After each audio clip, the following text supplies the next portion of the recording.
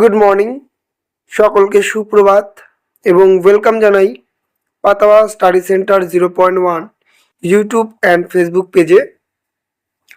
আজকে আমরা আলোচনা করছি তৃতীয় শ্রেণীর দ্বিতীয় পর্যায়ক্রমিক মূল্যায়ন পত্র 2026-এর গণিতের একটি নমুনা প্রশ্নপত্র নিয়ে। এটি সম্পূর্ণ একটি নমুনা প্রশ্নপত্র। এখানে প্রশ্নগুলিকে বেছে নিয়ে তোমাদের মাঝে ভিডিওর মাধ্যমে তুলে ধরা হচ্ছে।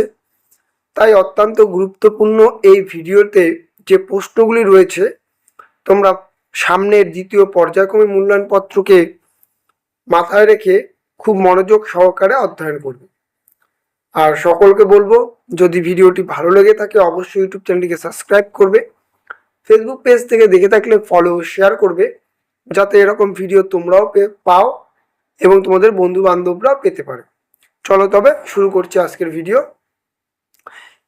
ঠিক উত্তরের মাথায় টিক চিহ্ন বসাও, যে কোনো 8টি মান 1 করে। কতে রয়েছে 1 ঘন্টা সমান সমান 60 মিনিট নাকি 30 মিনিট? একদিনে ঘড়িতে 12টা বাজে একবার নাকি দুবার? গতে রয়েছে ঘন্টার কাঁটা একবার সম্পূর্ণ ঘুরলে 1 ঘন্টা না 12 ঘন্টা হয়? ঘতে রয়েছে 212 সংখ্যাটি জোড় না বিজোড়? উমতে রয়েছে 39 সংখ্যাটি 2 দ্বারা নাকি 3 দ্বারা বিভাজ্য? চতে রয়েছে 1 জোড়া হয় 2টি নাকি 3টিতে?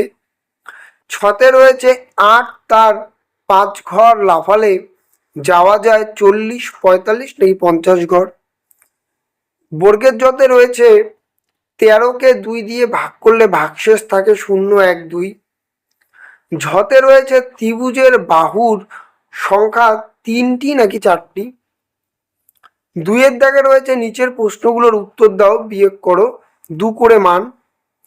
611 থেকে 457 বিয়োগ করলে কত হয়, এটি বিয়োগফল করবে।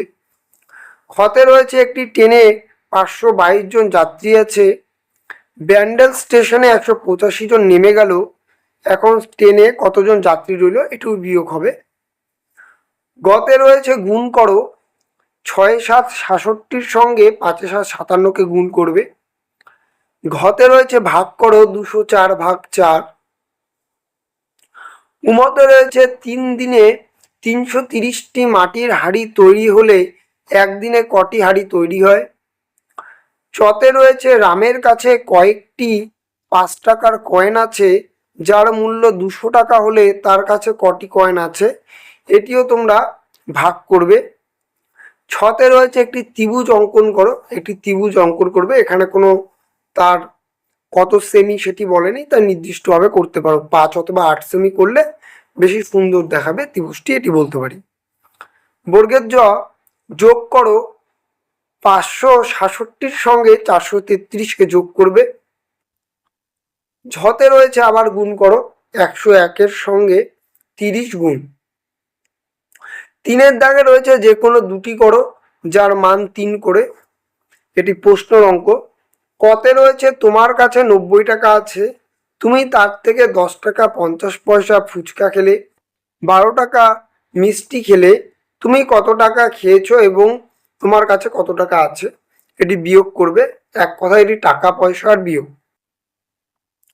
খতে রয়েছে এক ঘুড়ি বিক্রেতা 148টি ঘুড়ি বিক্রি করেছেন, প্রতিটি ঘুড়ির দাম 60 টাকা হলে ঘুড়ি বিক্রেতা মোট কত টাকার ঘুড়ি বিক্রি করেছেন, এটি তোমরা গুণ করবে।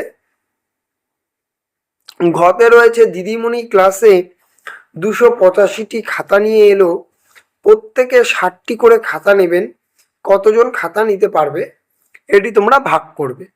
এই একটি সম্পূর্ণ নমুনা প্রশ্নপত্র দ্বিতীয় পর্যায়ক্রমিক মূল্যায়ন 2026-কে মাথায় রেখে তৈরি করা হয়েছে তৃতীয় শ্রেণীর। খুবই গুরুত্বপূর্ণ, তাই খুব মনোযোগ সহকারে তোমরা অধ্যয়ন করবে এবং দেখা হচ্ছে পরবর্তী ভিডিওতে। ততক্ষণ ভালো থাকবে, সুস্থ থাকবে, সর্বোপরি পড়াশোনা করবে। টাটা।